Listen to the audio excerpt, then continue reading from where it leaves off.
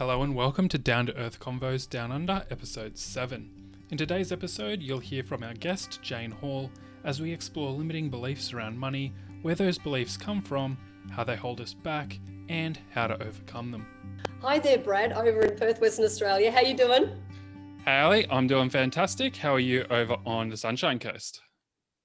I'm doing great today, and I'm very excited to welcome our first guest on Down to Earth Conversations, the lovely Jane Hall. Hi, Jane. Hi, Ali. Hi, Brad. Thank you for having me. You're welcome, and you're in Canberra, Australia, the capital of Australia. I am. I'm just so excited. Thank you for reaching out, Jane, when we put out there our mission to raise financial intelligence amongst our youth, our future generations and families. And this is where I would just love to share with all our listeners today how we met. It was just on a year ago, we met at the Kevin Green Wealth Conference in Sydney, Australia, where my son, Sam, he came up to me and he said, "Mum, you've got to meet Jane." And I said, "Yeah, sure, no worries. I'll meet Jane. Where is she, And then once I got to know you and find out these amazing gifts that you have, I worked with you over the last 12 months, which was a very challenging. It was such a roller coaster for many, many people. So I worked one-on-one with you as a rapid transformational therapist. And it was just gold, the limiting beliefs that you helped me break through. We also did soul to soul clarity of purpose, which was just profound. Thank you so much, Jane. You worked with my young son, Bailey, as well. You are a psychic, a medium.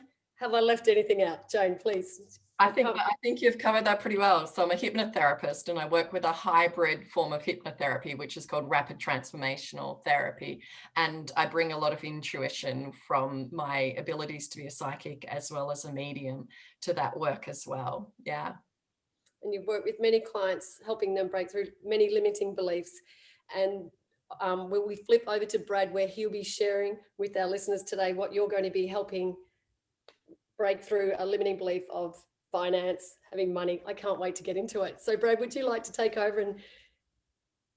Absolutely. So Jane's going to share with us some empowering and stories, strategies, basically helping us to understand and be conscious of our own relationship with money and some of those beliefs that are imprinted on us from a young age that contribute and we carry forward with us. So Jane, what is the main point that you'd like to share to start with for us to start thinking about this?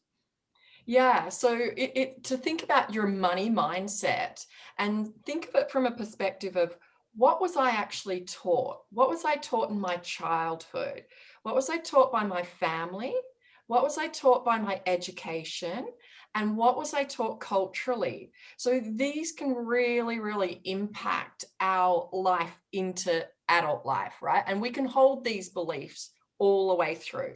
I have clients that are children. I have clients that are in their 80s that are smashing through beliefs in their 80s that they've had since their childhood. Nice. So the idea of money mindset and limiting beliefs with your money mindset can come from childhood.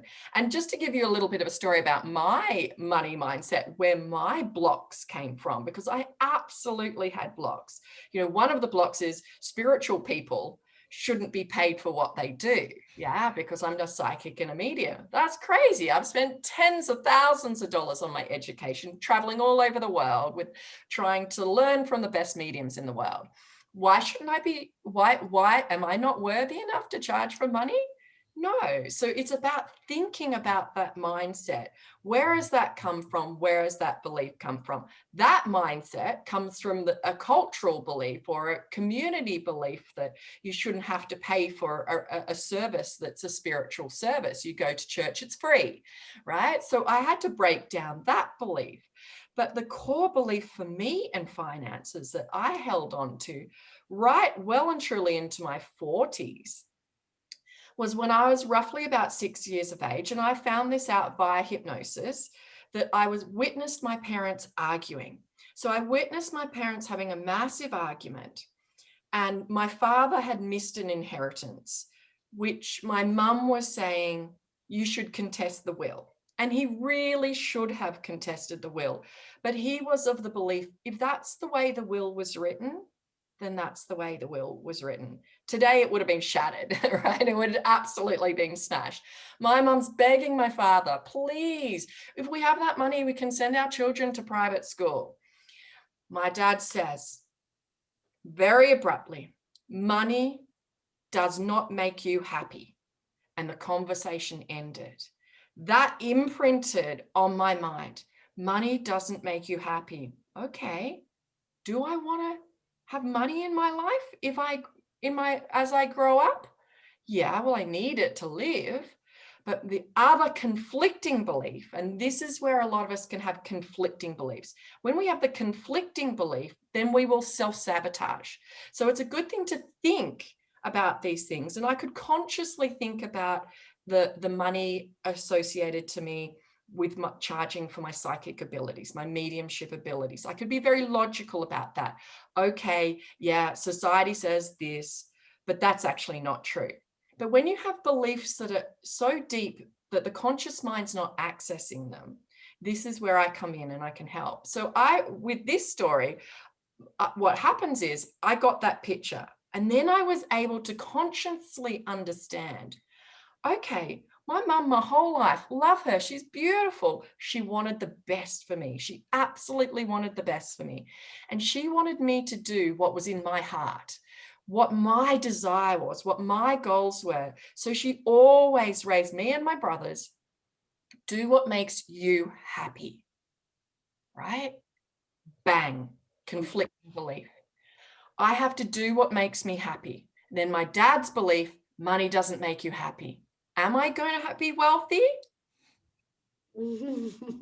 Not in finance. Not in finance, right? So the moment I was able to consciously go, okay, I can see how this is playing out in every area of my life now. Within months, I had bought an investment property, which I found very quickly. I was able to buy it $100,000 Australian dollars under market. Within 3 years, I doubled my money simply by smashing through that one belief. Excellent. What a great story to share. Is this a good time for us to share about our limiting beliefs that we've got from maybe the two most influential people in our lives, say mum and dad, if you were brought up with your mum and dad? Absolutely. So Ali, things are like, you've got to work hard for money is a great one, right? Filthy rich. Who's going to want money if you're filthy rich, right? Money doesn't grow on trees. Yeah, absolutely. This is great for your listeners to understand and start to think about what stories they were told. Absolutely, Ali. I'd love to hear yours and Brad's. Okay, well, I don't mind going first because I've done so much work on this, because this is really, thanks for sharing. Those seeds that are planted in our subconscious mind, we block them, don't we, Jane? I've learned that through our rapid transformational session together. Yeah, we suppress it, and then we don't know it. We're not aware that it exists because of us. So many questions. So I was raised by my financially. I've attached my perception of my mum being very hardworking, financially savvy. Money's about security and independence. So I thought that's a great message, but my perception of my mum, only a perception, because my husband Rob has a different perception of my mum. I saw my mum was hardworking and raised 3 teenagers. Later in life, when my mum and dad separated, she worked really hard, didn't take a sick day, as a primary school teacher raising 3 teenagers. So I had this perception that, yes, you work hard for your money. And on my polar opposite, my dad, who was laid back, cool, live in the now type guy, he was wealthy in other areas of his life, family, friends, and fun, but not financial wealth. So I had this message saying, hey, I've got to work hard to be secure and have independence, and that means properties. And I have been like so motivated by that. That was my journey.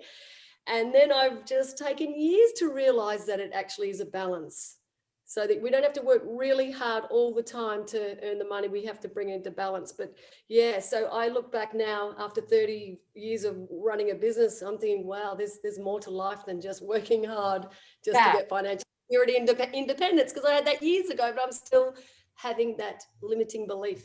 Yeah, and what I heard from that is, I bet you don't allow yourself to have many sick days either. Yes. We're never sick. We're healthy, see, to have this, which is great, especially now. I'm healthy. I'm living to 100. It used to be 100. I've just added 10 years. I've decided I'm living to 110. Those are the sort of things I tell myself.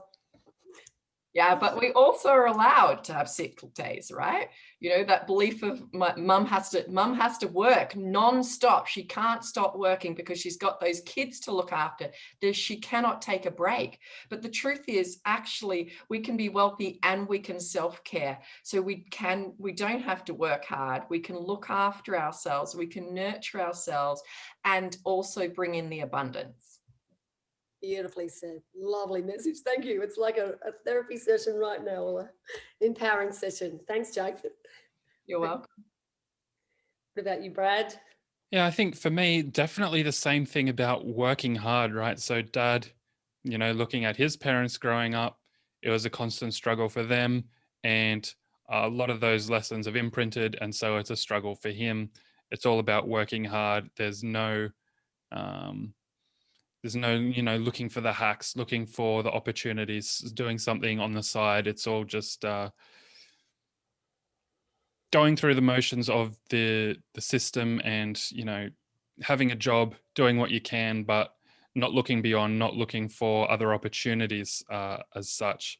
And so on mum's side, it's saving, so buy in bulk, buy on special, which are good lessons, but it's all around this scarcity mentality. Money is very, very hard to come by, and that's very much imprinted itself on me, and I'm working to resolve that. But yeah, growing up, we never went without anything significant, but it was that money was not abundant either. Yeah, exactly. Oh, Yeah. thank you for bringing up scarcity and abundance, because I think I was brought up that from a scarcity mentality as well. So money's to be valued, held on to, and saved. You work hard, save, make sure you have it. Because my parents are older than Brad's parents, and so my dad would have come out of the Great Depression, and my mum wasn't too far out of that. So I've heard that they can either spend it because they went without, so when they get it, they spend, which was a little bit like my dad. So the money that came in, it left him. He was all about, having a good time. And then whereas mum, similar, like only about 7 years different, my mum was like coming out of that, the rations and the going without. But so she valued it, made her dollar go further. So yeah, great point. Absolutely. And you'll have people buying in bulk. We'll buy in bulk because we save, but actually most of the food goes off, or most of the food goes out of date. And it's actually really not working. So it's actually thinking about those beliefs, thinking about where they came from. The one where, oh my gosh, like your father, I think I heard you say, Ali, where he was like, I get the money and I have to get rid of it. That mentality is very much, that's where we're sabotaging. It's very, very common. I must get rid of it. And if you look at lottery winners, right? I love the story of lottery winners, and both of you will know that, they get the money and they can't get it, they can't hold it. It's like falling through their fingers. And that comes down to their mindset. 100% to their mindset. They don't deserve it. I'm not worthy of it. I haven't worked hard for it. So if you just have that one belief that you must work hard for money and you win the lottery, you will never hold on to it. Yeah, great. I know the statistics say within 3 years there's nothing, but if I won the lottery, I'd be buying all the hard assets that would go up in value. But can I just add something that I believe that I manifested being out of my mum and dad's will as well. And I've been doing a lot of Brendan Burchard's work recently, and what's his name? Harv Eker as well. And I didn't contest my mum's will because I thought family comes first. But when I look back on my thoughts and feelings, I don't believe that I deserved it was like free money. And then once I have this awakening and do the work that you do with us, Jane, I realized, I so deserve like something on one of the kids. But there's a great book that just I prompted to bring up was The Millionaire Next Door, which I brought up too. And they bring up that fact about wills. Like, so a parent would will children differently once they get to become an adult, because some financially do well and some financially struggle. So the parent likes to help the juvenile dependent one, which is actually not helping them at all. Correct. Yeah, absolutely. So, and the other thing is that people have that poverty belief as well. So, you can hear the poverty belief in people. Well, I come from poverty, so I could never get out of poverty. It's another mindset. Once you're there, you can't get out, and you're trapped there. I very much see that with my husband, who is English but grew up in council houses. And, it's that idea of like being able to actually have something. I just took control of the finances because I knew that I don't want to let him influence the poverty mindset around that. And he's okay with that. But he'll say, no, I haven't got any poverty mindset. But you give him some money and it's gone. It's like he gives it to everyone else. Everyone, you can have it. Yeah. Yes. Oh, sorry, you go, Brad. You go. How would you go about shattering that, Jane? So do you think a few rags to riches stories would change someone's mindset? Or do you think, do you think they would say, oh, they're exceptions, I can't do that? Yeah, well, people will justify it absolutely in their mind. They'll justify it and see it that way. But that's why it's so important to look at your beliefs. Look at your beliefs, where they're coming from. Catch yourself. If you hear yourself going, oh, look at, you see a Bentley go past and you're like, oh, look at them, filthy rich. Catch yourself saying that, if that's what if you see, instead of like saying, wow, look at them, good on them. I celebrate. For me, I catch any of those beliefs and I celebrate with them. I'm like, wow, they must feel amazing to have achieved that. Lucky them. I'm just as lucky as them as well. So to flip the belief, so catch that. So this is the first thing I would say, Brad, is absolutely catch those thoughts. The minute you have a belief, a strong belief coming up in your mind, it's going to come up in your body as well. Yeah. So if I saw, for example, if I see someone going in a Bentley, which is really interesting, that's the car my husband's got his sights on, I would say, yeah, great, beautiful car. He must have worked hard for that, as opposed to the lucky, abundance mindset, as opposed to the scarcity, working hard to earn those beautiful material things.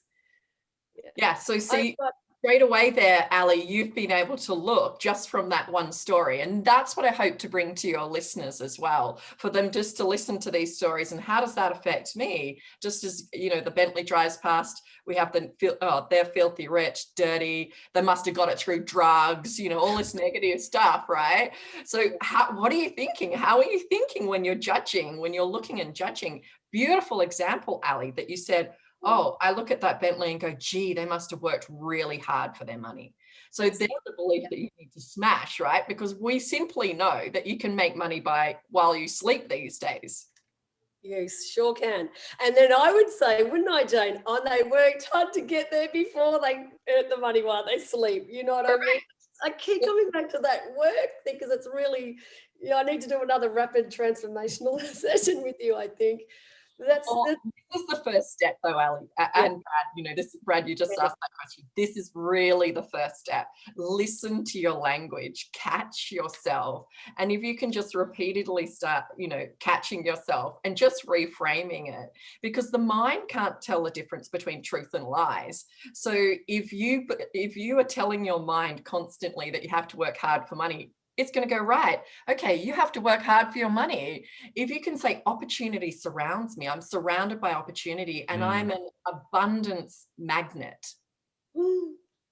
Nice. I much prefer that. Mind is going to go, oh, is that what you would like? Okay, let's go forward and look for abundance for you.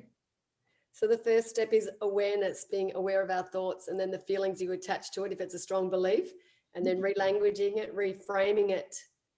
That's going to be a lot easier, isn't it? Yeah, it's so easy, it's hard. Yeah, it sounds too easy to be true, too good to be true, but it's not. It is true. That's right, it is. And, another thing is, we hear yours loud and clear, Ali. Yours is you really got to work hard for money. You've got to work hard. Otherwise, you're not going to deserve it, right? But other ones are, I'm not worthy. Yeah, if you come from a poverty background, I don't deserve it. Yeah, so it really is. It's not just about listening to how the words that come out of your mouth, but also how you feel. Would I be able to ask a question there? This came up very recently with a family member who she perceives me to be money hungry. I'm all about the money.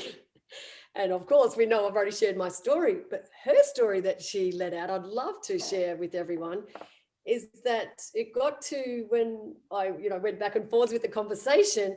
She said, yeah, because money's evil. And I went, oh, there it is. That's right. Because she gives a little bit like my dad gives, shouts, everyone generous. And oh, I don't know whether it's going to be a good one, but it's like, oh, what upsets me is watching people be wasteful. If I perceive them to be wasteful, especially when I see people struggling, financially struggling, I think, wow, that is so much a choice, because you could actually just turn that spending tap down and just, hold and buy things that you need rather than things that you want or you don't even need. It's like an emotional driver there. So what would you say to those people, Jane, who have that mindset of money's evil, or they must have walked over people to where they are, and those sort of things? Yeah, beautiful. I love those analogies. Yeah, and it's like, for you, how you are looking at them, Ali, is because you have the knowledge, you hold the knowledge, but it's important to remember not everybody holds knowledge, which is why both of you are doing what you're doing now. But also just for them to say, for me, I try not to judge when I look, whatever it is, so I can see them being wasteful. I now look at them and go, wonder where their conflicting beliefs are, because they wouldn't want to, we won't choose to be in poverty, right? For me, I'm like, I wonder where their belief is. And I think with your family, I think you might have said it was your sister, that money is evil. Such a common one. Now, if money is evil, and I would say that's a cultural, possibly religious belief. Yes, it was religious belief, she did say. Yeah. Possible religious belief happening there, that if it's evil, are you going to want to have it? No, that's why she shares it and gives it. And from a religious perspective, she would be getting brownie points, stripes for giving. I'm going to give it away because I get it and it's evil to have it, so I must give it. And then she's getting her feel good from the giving, right? But actually, if we know the more we have, the more we can give. That's right. And the more of you, whoever you already are, you can be more of who you already are. So if you've got a great mission where you want to help people and serve people, well, then you've got to reach and save more people, touch more people's lives. Yeah, so it's just literally, for that person, she should be catching herself every time she's trying to give it away to think, hang on, why don't I deserve it? Yeah. It's like, this is where the conflicting belief can come in sometimes. So the belief is the religious belief that if you have money, it's evil. And then there's I want to be worthy of my religion, so I must not have money. So whatever I get, I will give back. I'll either give to my church or I will give to the community. Yeah.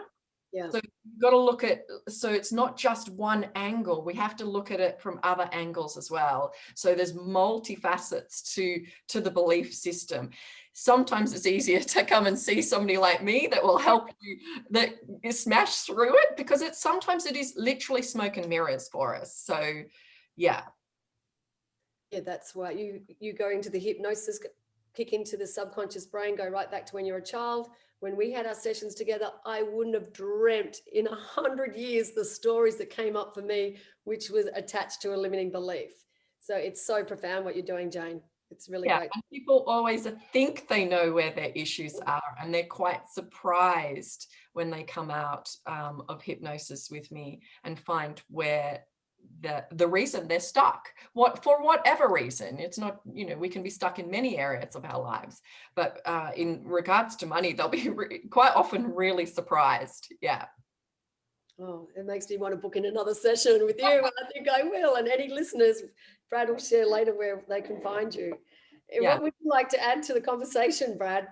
Yeah, I've got a question on that point. So can somebody just, think about their childhood, think about times when money's been a topic of conversation, whether it's taught explicitly or implicitly in a throwaway comment or something that was particularly profound?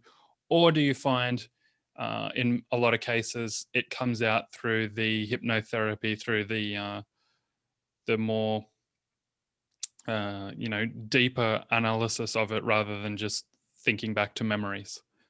Yeah, so for example, the fight that my parents had over the will, I actually consciously remember that. So I consciously remember that argument, but I didn't understand how that argument impacted my life. Right.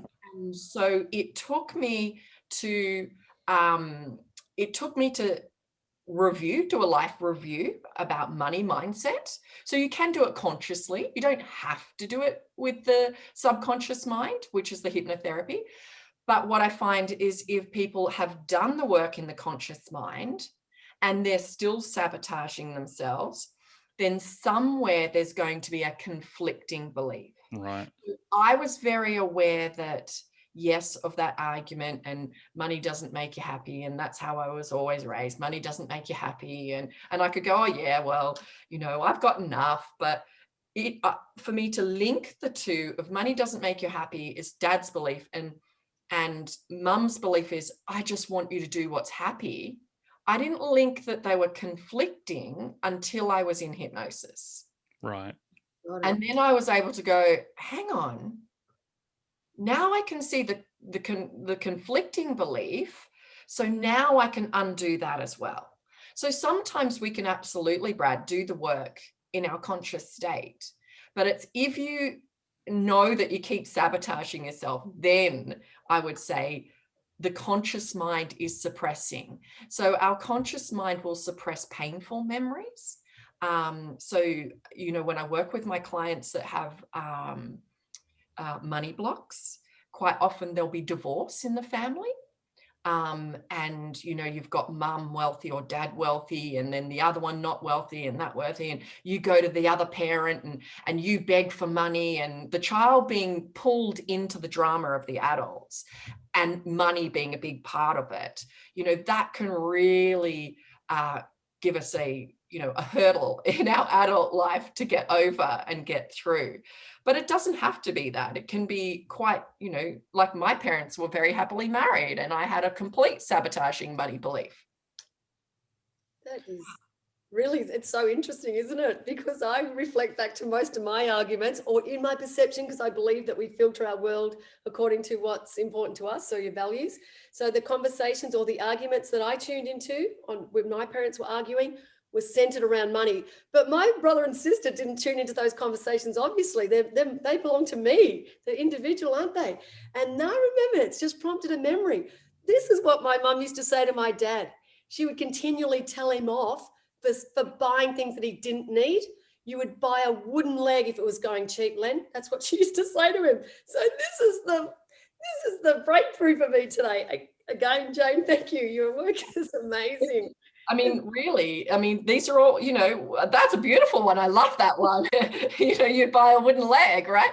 Or, and the other one is, some people can sell, ice to the Eskimos. Yes. You'd be one of those people that would buy ice from an Eskimo, you'd be the Eskimo that buys ice, sorry. So it's those kind of things, those beliefs very much by our parents and our parents' generation. This is generational. It's not something that, it comes through these layers, but they're embedded in us. Excellent. Because we're all about the youth and families, Jane, that's prompted a great question. So we know how we were brought up, and Brad is a Gen Y, so he's younger than you and I, and I'm older than you, Jane. But so we've been planted these seeds by our parents, handed down generations, a family cycle. What's going on today with our millennials, which are the young one, and the youth in particular, who are our future generation, and they have been known and they're criticized for being entitled. What can our parents do to see to knock this out of them? Because obviously us Gen Xers are planting a different seed, possibly, because I think I've just dawned on me, because we don't want them to be like our parents were and planting these limiting beliefs. So they have an abundancy mindset, almost, the way they not to judge them. It is a judgment. I'm looking in thinking you're wasting all this money because you haven't got hard assets. that will earn money over time and set you up for your future. And I see them living in the now, spending in the now on different things. So what message could we share with parents raising our youth today, and what youth will be listening as well, possibly? Yeah, well, quite exactly that, our generation's grown up, as you said, our parents have, possibly been without, they've gone through wartime, some of them, they will remember that, they will be remembering the stories. And you have to remember, prior to television, we very much heard stories. So now the story, our generation as well, I don't need to finish all the food on my plate. I can leave it. I can have extra. I can have excess. So this whole excess world is absolutely there now. But we get to that point, it's going to be hard. I absolutely say it's going to be hard for them. Yeah. And I think, it's also quite concerning that a lot of them are going to be dying before their parents. Really? Yeah, because of the food that people are consuming, because now there's this excess of food as well. So it's not just an abundance of everything and anything I want, which we can have. The charity store now is fashionable to go to, because you can go and get clothes the same price as you can go to a shop and get a t-shirt for $2, right? So there is excess. So nobody that is poor shops in the charity shop now. The charity shop has become fashionable, right, for some people. So it's this excess. Everybody has excess and everyone wants new. But there's going to be a breaking point, absolutely. And I think, the planet is screaming. Right now, we can see clearly. I mean, this isn't just about clothing. This is about food. We know how much food is being consumed and how much meat products is being consumed by the world now. Do we say, is COVID as a result of how much food we are eating? We know that the amount of meat we consumed like 20 years ago is so much smaller than what we do now. We have excess food. So what's happening is we eat more. So what is happening is this generation is going to be dying before their parents. Yeah, great point. I wouldn't have even thought that, because I know what our youth are passing away from, like taking their own lives and not being able to handle, not having strategies to deal with anxiety, depression, and comparing their lives to others, possibly, because this could be, we would welcome you back, Jane, for another, that's like going down another path to that. But could we bring up on that? Because I think that self-love, self-kindness, I'm enough is a very important thing to talk about. If we could invite you back, we would love to share all those beautiful things. I'd love to come back. It's a big subject, and I'm very passionate about our young people reaching out and tapping into their inner source and not wasting. They're here for a reason. They're here for a reason, and it's a tragedy to lose a life. Yeah. So, that's great. And there's an excess of alcohol and drugs and all those things on the street, because I've been around it quite a while, and I just don't remember seeing it so easy to get, and not to really trying to take the judgment away. I've been raising my three kids, and now two of them are in their 20s and one of them in their teens, but over the age of 18. And I'm just astounded by the parents that might actually help their children access alcohol. And that's just another whole conversation, that the damages of alcohol for a young mind that hasn't developed is just, they just don't know what they're doing, because parents aren't our children's friends. We are the parents. We need to set boundaries to protect them. We're not their mates. We're not their friends. I would just love to just throw that in there. Absolutely, totally. I 100% agree with you there, Ali. And that's, that is hard. Sometimes you do have to be the bitch mummy and put in those boundaries, and they're there for a reason. Yeah. And I say bitch mummy, but really, sometimes we've got to toughen up. And it's exactly as you said, we are not here to be friends. We are here to raise you, to give you the skills so you can go out and navigate in this chaos that the world is now. Yeah, chaos. Oh, that's excellent. The conversation can just go down different tracks, and Brad's job's to keep bringing me back in. And Brad, would you like to add anything to that cool conversation or informative conversation? Thanks, I just Jane. think we should definitely do a podcast on that topic. But as for today's conversation around the money and the mindset, I think my key takeaway from today is to operate very, very consciously, and to, watch our thoughts. And it's not watching from a judgment perspective. It's It's not, oh, I'm so negative all the time and beat yourself up, because then that just becomes more of a problem, right? It's about watching it and saying, okay, I caught myself thinking this in this circumstance, probably not the healthiest response. What would a better response be? Or can I just not think that way? You don't need to substitute every negative thought with a positive one. It might help. But if you can't bring yourself to do that, then just cut the negative ones. What about you, Ali? Oh, yeah, that was excellent, Brad. Yeah. Oh, Jane, thank you for this incredible session. It's a session. It's like you've so helped me. So, and Brad will share later where everyone can find you. My biggest takeaway was right from the outset, Jane, where you said that you've been dealing with clients from youth to in their 80s, and that just brings it to the attention that it's never too late to address or to find and search for someone like you, Jane, that can help us identify these limiting beliefs. It's never too late, and it's never too early either. And I loved how you used the word life review.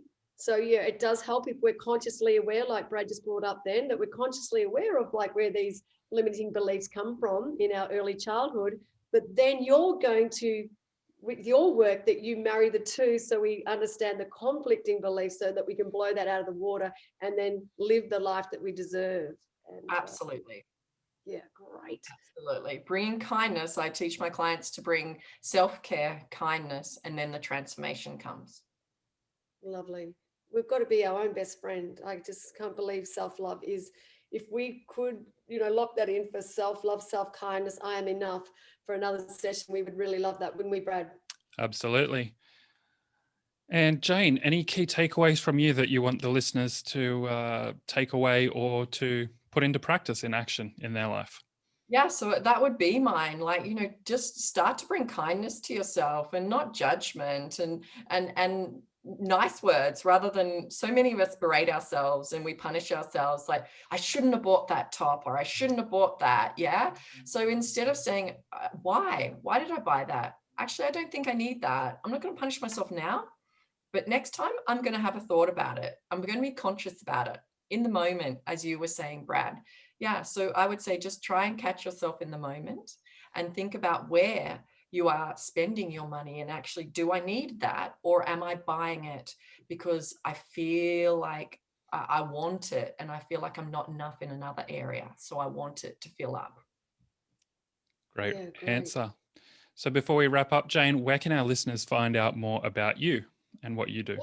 Yeah, so you can hit my website. I'm janehall.com.au. So just JANE, Hall, HALL.com.au.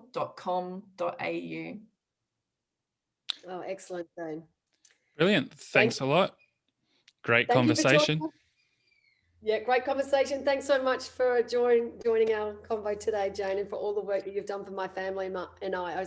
I'm so grateful that my son introduced me to you all, a year ago. Thank you, Jane. Thanks, Brad. Thank you for having me. Thanks for joining us. Be sure to like, follow, subscribe, and we'll see you again next time. Bye for now. Bye. Bye for now.